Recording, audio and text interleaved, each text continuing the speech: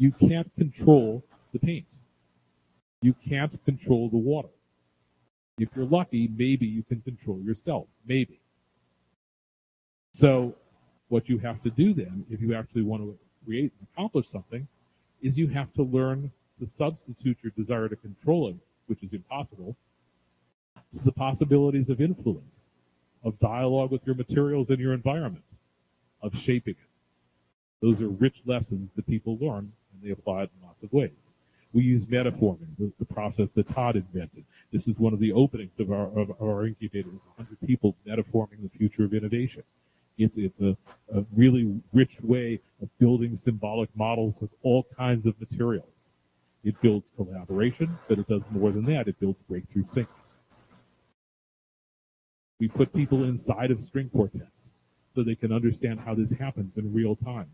How is it that a group of really accomplished musicians, each with their own strong ideas, are able to find new ideas together and collaborate and bring them to high performance in a matter of minutes? How does that work? So we do all of these things because they impact people individually, in groups, entire communities, institutions. We also do them because we've spent more than a decade now measuring the outcomes of these things and understanding what they do. There's so much data, I'm not going to spend a tremendous amount of time this morning, but just a few quick touch points. So this is what happens when teams work together on innovation processes using typical processes. And what we're doing here, what we're measuring, is the number of emotionally intelligent behaviors that trained observers have observed and counted and coded. So you can see they get a little bit better at first as they get to know each other, get a little more comfortable, and then it kind of bottoms out, flattens out, even goes backwards a little bit, because collaboration is hard. And the further you get in the project, the more is at risk and at stake. And so people, that initial desire to get along may fall away. Okay, so as I said, this was done in my lab in San Diego. So this was done under controlled experimental conditions. So these were the control teams. So we set up an equal number of teams of the same size with the same types of people. In this case, these were scientists and engineers and educators and business leaders working on water resource projects. So they were working in the same process, the same challenges, the same amount of time.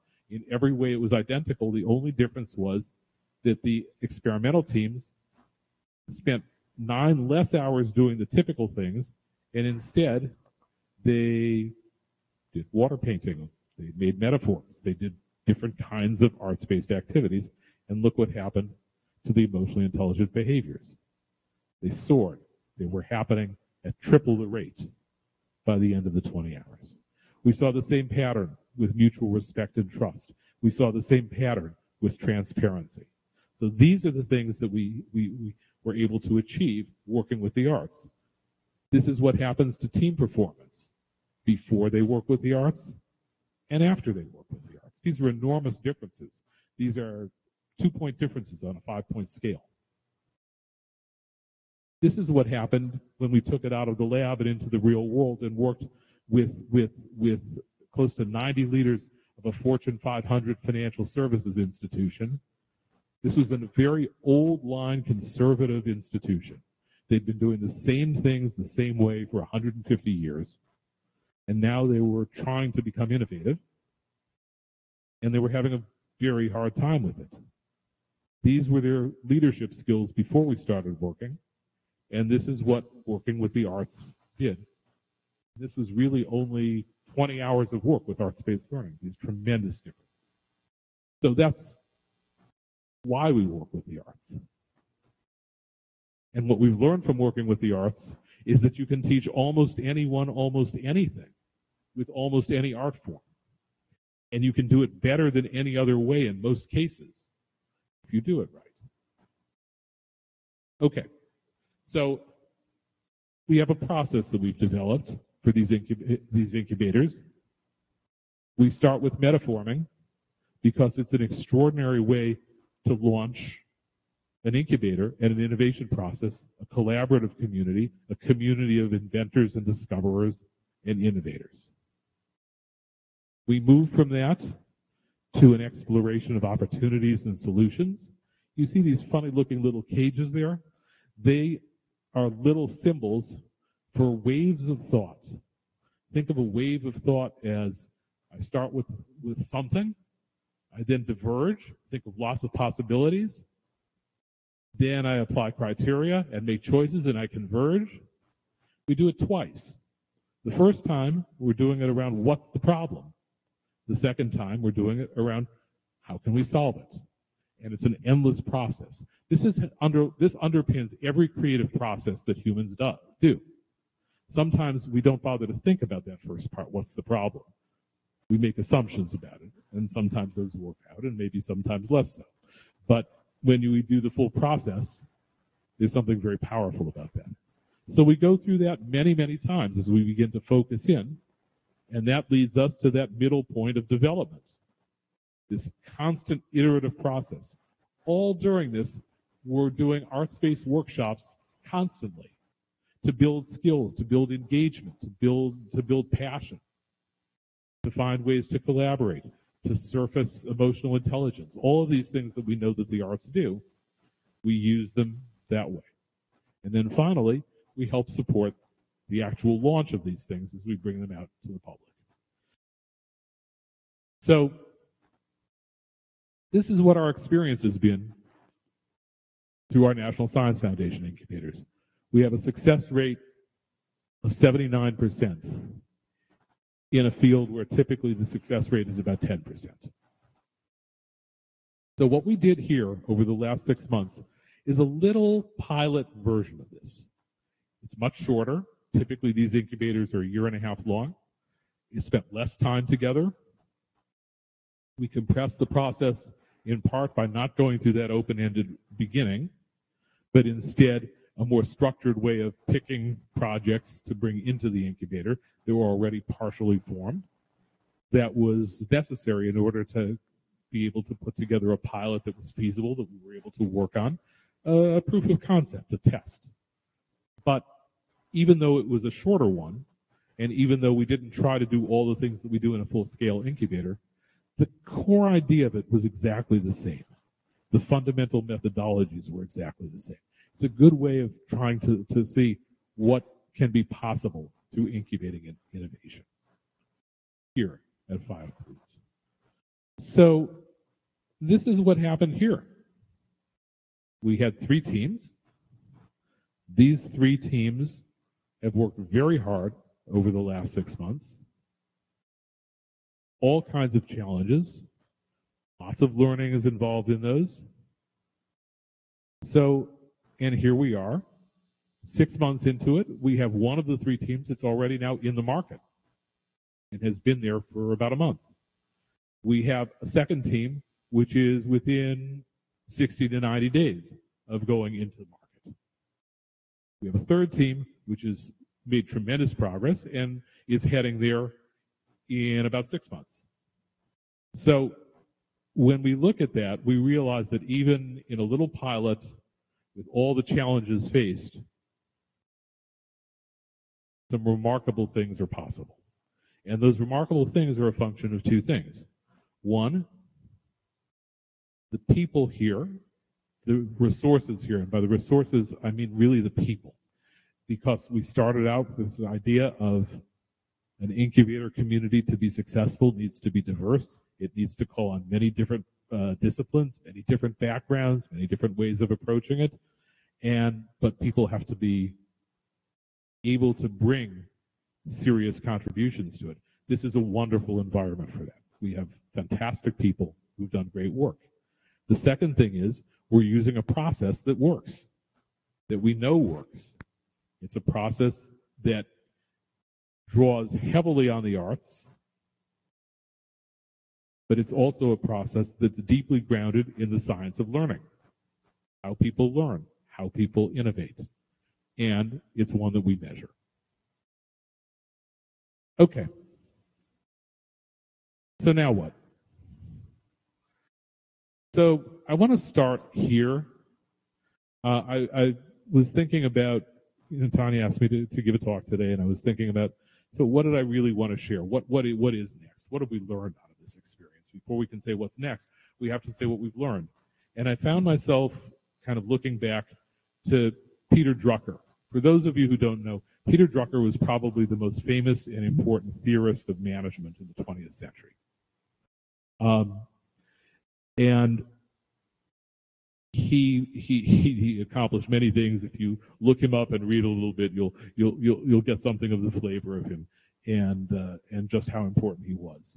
But he had this saying, which I really love and which I think is so directly on target for what I feel that I've learned not only here, but in every innovation incubator that I've ever done, in every innovation process that I've done, or that I've helped others do. Culture eats strategy for breakfast. So this is important because most of us, whether we would call ourselves that or not, most of this are strategists. We go through life thinking how important it is to have the right strategy. And we also believe, on a certain level, that if we can get the right strategy, if we can figure it out, if we can just put that tremendous knowledge that we have, our intellectual firepower, if we can bring those things together and just work out how to do this, make the right strategic choices, it will work. What Peter Drucker in effect said is, no, this is magical thinking. This isn't true. It sounds great, it feels good, but it's not true. You can have the best strategy in the world, but if you don't have people who are engaged and committed and capable of working together to achieve what you're trying to do with this strategy, your strategy will be dead before you finish your first cup of coffee. And so what I'd like to focus my thoughts on about the learnings that I bring out of this incubator and all the incubators we've ever done is, what does it take to have a culture that won't eat the strategies of innovation for breakfast? So in order to do that, there are some really basic truths that we have to be willing to understand and accept and embody. The first one is that innovation is chaotic and unpredictable. I'm going to say that again because this is an incredibly important point. Innovation is chaotic and unpredictable. If you think that you're going to be able to set up an innovation department, organization, institution, and you're going to be able to reliably predict that you're going to get 10 innovations next month and 50 innovations next year and 500 innovations in 3 years, good luck. It doesn't work that way. Innovation is chaotic and unpredictable. So the image that you're seeing here, this is actually one of the many Suminagashi images that we like to work with. So this was actually created through chaos and unpredictability. It's really kind of beautiful. It's also intriguing. You could look at it for a long time and see different things in it. You can come back to it next month. It will look quite different. But it just happened because the artist here put some drops of paint on the surface of the water and started thinking about it and said, okay, I like this, but I would like it so much more if it were a little different. What happens if I blow on the corner of the paint? Will that kind of get a water current going?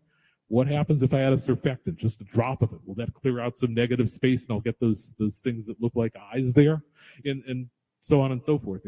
In ancient Japan, 1,500 years ago, they used to take cat's whiskers and use them just to manipulate little bits of paint on the surface of the water. We don't like to harm cats, so we use little nylon fishing line, but it does the same thing. So you can, once you accept that innovation is chaotic and unpredictable, that's not the end of the world. That's the beginning of possibility. But it's the beginning of real possibility. If you can't suspend your thoughts that innovation can somehow be made predictable, you can tame it, you can get your arms around it, you can de-risk it. These are things that people tell themselves, that organizations tell themselves. And they tell themselves that, and then they fail because you can't do it. So if we're going to avoid a culture that is going to eat the strategies of innovation for breakfast, we have to start with ourselves. Are we ready to accept the reality Innovation is chaotic and unpredictable. We have to accept it in ourselves. We have to accept it in our teams. We have to embrace it in our labs. We have to embody it in our institutions, or it just doesn't work.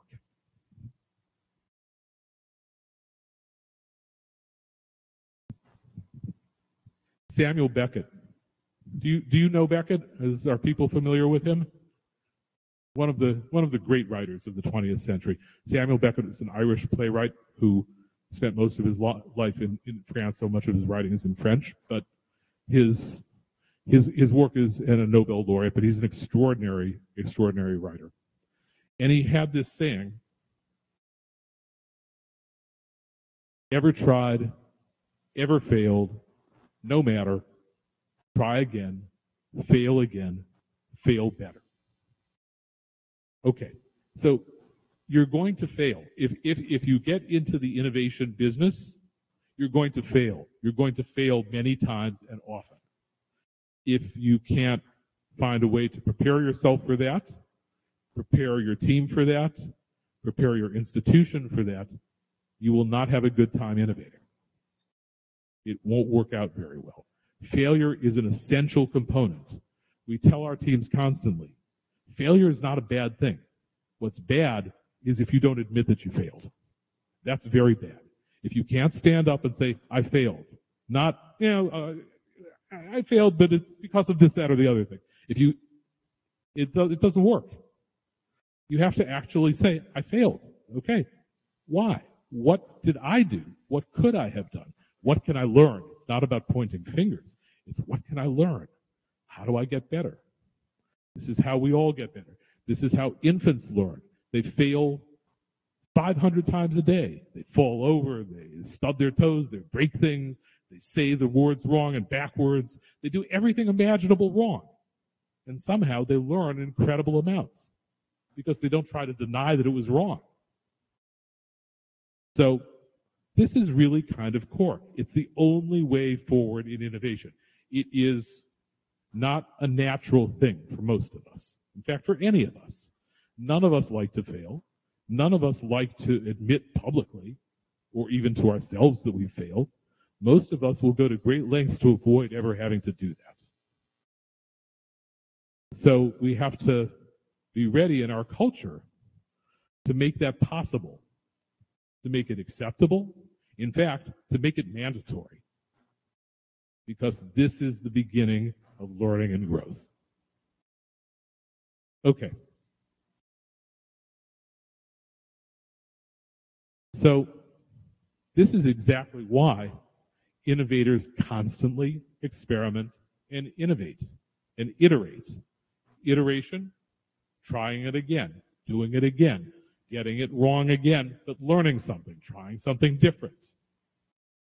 This is Jackson Pollock in a famous series of photographs that were done in his barn up in the Springs in East Hampton. And he just sat in the barn with some canvas out there, and he just tried something. He took a can of paint and poured it all over the place and made a mess. And I thought, gee, that's kind of interesting. That's kind of cool. Maybe I could do something a little different with it that would make it better, make it more interesting. And after hundreds and hundreds of those attempts, he developed the drip painting techniques and all the things that grew out of that. But it all came from this idea of being willing to constantly experiment, fail, try again, fail better. Experimentation is how we actually learn what constitutes better. We won't know until we try.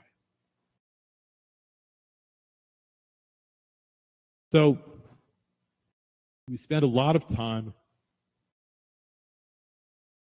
in our lives, especially working in science, especially working in academic institutions. We spend a lot of time learning how to do things, how to make things, how to build things. And we think that's really essential. Often, innovators and innovation teams think that the really important things that they have to do, they have to figure out how to get it right technically.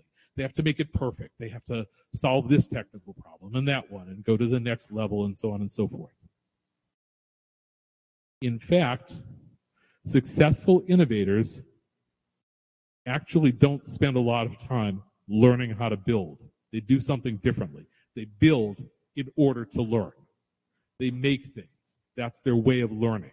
They make things, and then they take them out there to a customer, and the customer says, gee, that's terrible. You should have done this, or I wish you had done that. As soon as that happens, wow, that's gold. Because now you've learned, now you know what to try next. Now you know that it's not just what you think and all the people that agree with you. And you've begun moving on a path that ultimately leads towards growth and opportunity and renewal and innovation. And so this idea of building things and making things in order to learn. This is Richard Feynman, of course, and he's famous for many things, but I love that quote of his, what I can't create, I don't understand. So you have to create it, you have to try it.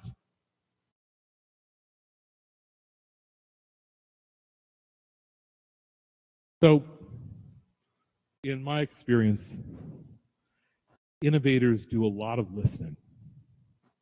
A lot of listening. They listen with their ears. They listen with their eyes.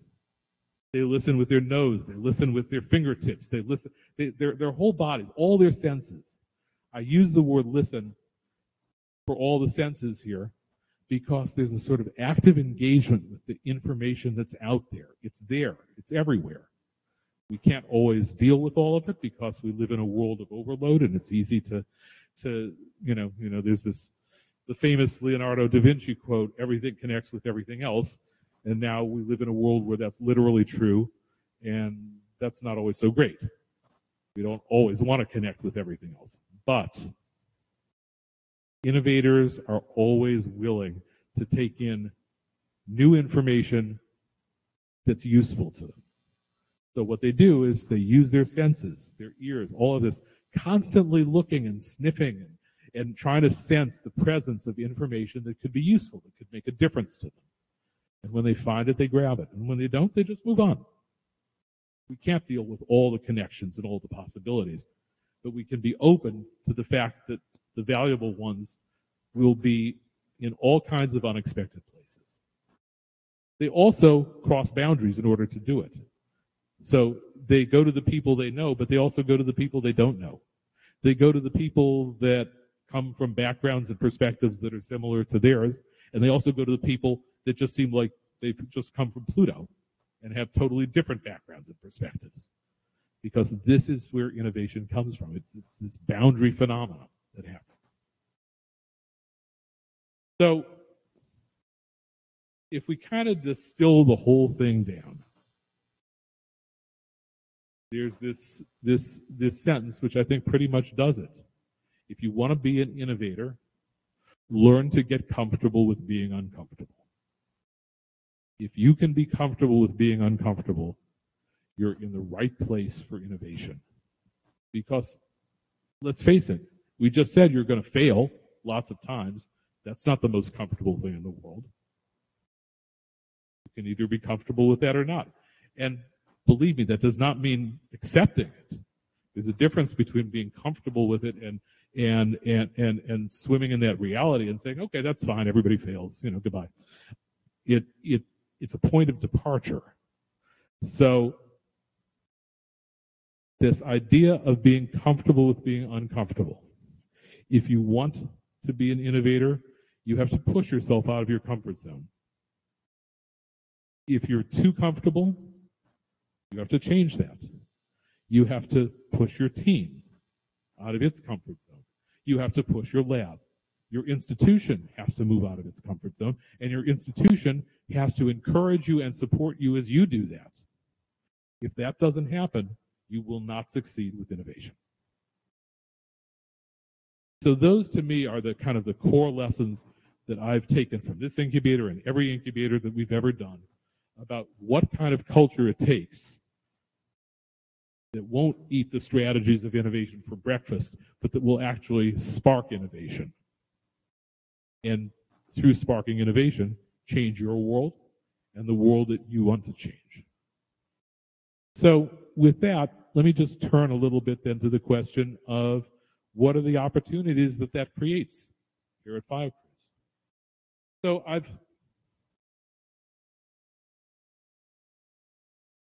come to see that there are many things, but at least four very important things that I believe you have the potential to have happen here through full-scale incubation of innovation, which of course will take the time, the resources, the commitment, and the will to do it.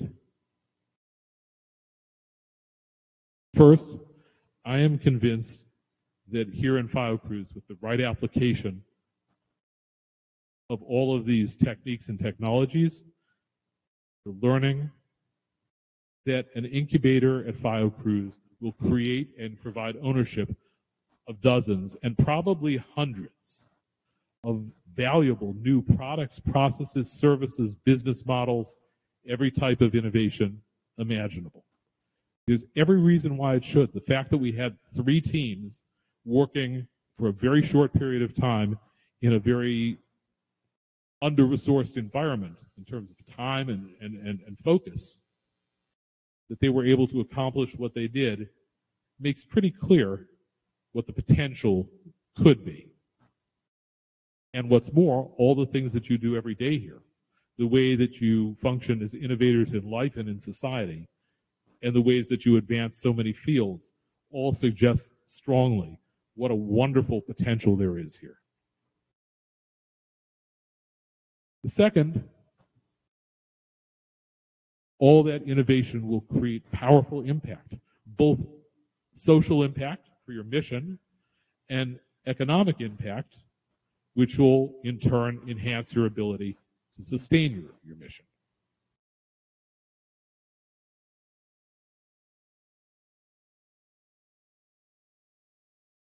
You have the potential here to strengthen the future-ready leadership skills throughout the organization, to develop the mindset across the organization. These are the things that will change culture, the cultures of teams, the cultures of the institution as a whole, the cultures of leadership, the cultures of the next generation, of the students that you work with. All of these things can very organically grow and will very organically grow out of an incubation process that's sustained. Finally, you have the potential to build a powerful and sustainable engine for organizational resilience and growth. Through innovation, you will transform your institution, and through the institution, the society. The world is moving in directions where innovation, as important as it is today, will be far more important tomorrow and with every succeeding day and year, because the speed of change has accelerated so radically. The change itself is so discontinuous and nonlinear and unpredictable. Only innovation will allow you to respond to those and actually to leverage those as opportunities. So we think often about resilience. We talk about resilience. In innovation, we think of resilience as more than just persevering in the face of obstacles and difficult things. That's important, of course, but it's not enough. We actually look at resilience as the process of transcending those obstacles, of turning the obstacles into opportunities. That's what you do every day as an innovator. What you do here at Five Crews. That's what an incubator can help you do. So these are what I see as kind of the key learnings in the culture and the key ways in which an incubator can help you transform that culture and harness it for powerful benefit for the institution and for society. So I'm just going to leave you with one final thought on this. There's a woman named Nancy Adler. I don't know if you know Nancy. She's an academic and an artist. She's the head of the management faculty at McGill in Montreal for many years. And she's had this interest and passion for arts-based learning and innovation, both, for many, many years now. In 2004, she wrote a really important seminal article. Just as, so that these experiments were starting to happen at scale. The article, she titled it, "Now that we can do anything that we want, what will we do?" So you have, with the incubator, the potential to do anything that you want. What will you do?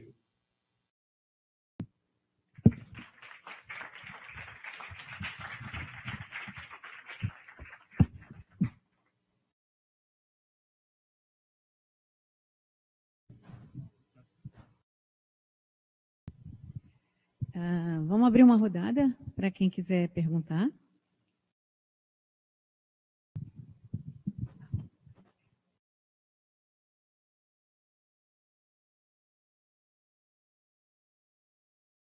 Thank you, Harvey. It's always inspiring to hear you. Thank you so much. It's just like music. Everything you said, every word was music. And I was wondering if our funding agencies would think the same. And I was curious of your experience, because you've been funded by NSF. How was it? Was NSF that reached you for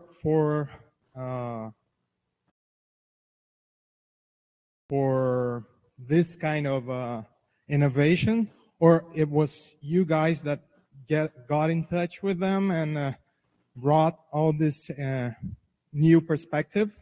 And how was I was wondering, how could we convince our funding agencies that this is important, that what you just said is worth? Great question. Thank you. So first of all,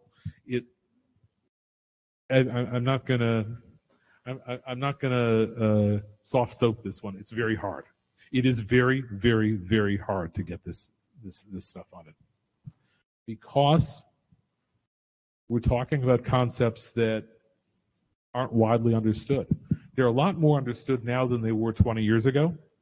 20 years ago, when I would go and talk to foundations, corporations, and I would talk about what we were doing and what we wanted to do, they would look at me with a strange look, the way that my dog looks at me when he hears a sound on the other side of the wall that he doesn't kind of understand, but he's kind of curious about, because there was no way to really explain it. So we've come a long way now. We have lots of data. We have case studies. We have examples. We have people who've lived through it now, thousands and thousands of people that have been part of it. So it's better. It's still hard. Second, whenever it is possible to actually get people to have some direct experience of this in action, they're far more likely to be open to funding it, because they'll actually understand it. You can talk about it forever, but if you haven't actually done it, most people will not really know what you mean. But once people have experienced it and felt it, it's a lot easier. So I would encourage you to look for opportunities not to so much talk to people about it. Of course you do that. But see if you can't organize a little workshop and bring them in and let them do it for themselves and see what it feels like to do that and see what they're learning, and then to apply. So that's the second thought. In terms of how we did it with the NSF, it was kind of an interesting dance. So the dance started actually with Todd, because Todd had a friend at the NSF, and he had managed to work out with his friend the opportunity there for him to do a little art exhibition in the headquarters building.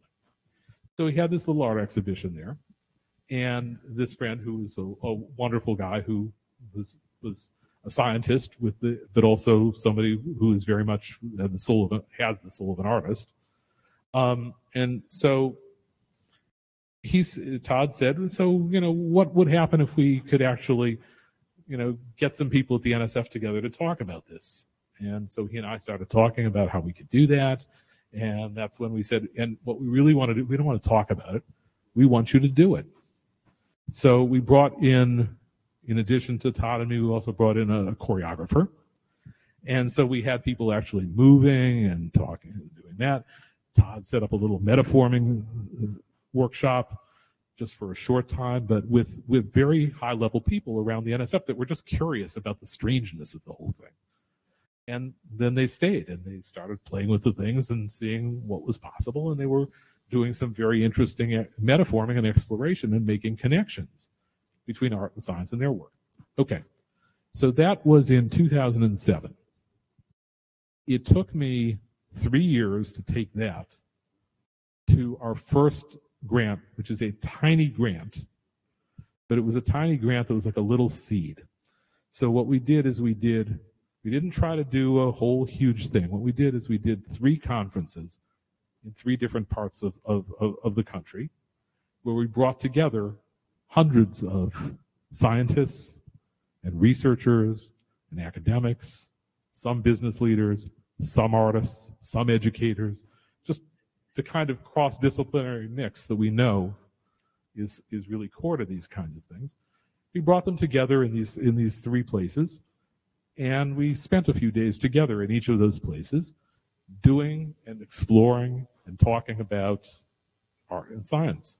And one of the things that we did is that we asked these groups to come up with agendas, what they thought should happen. What was the value in art and science? How could they have impact with art and science? So these little criteria of innovation were being sort of planted there. But we didn't just talk about those things. We used we used theater, and we used metaphorming, and we used different ways of getting them to think about it. And they all produced papers, and we published the papers. And then lo and behold, now we had shown that we could do a little grant and spend, a few $100,000 and not, set the world, blow up the world or anything. And at the same time, because we had done these 3 conferences, we now had 500 or 600 people that had actually done it, and done it under NSF auspices. It took 2 more years to turn that into a proposal. Well, it took a year to turn it into a proposal, and then they rejected the proposal. But they rejected it with about 20 pages of notes that said, if you take care of these 20 pages, we'll consider it again. So we did, and they did, and we got it. So, it's sort of like Beckett says, ever trialed, ever failed, fail again, fail better. And eventually you succeed.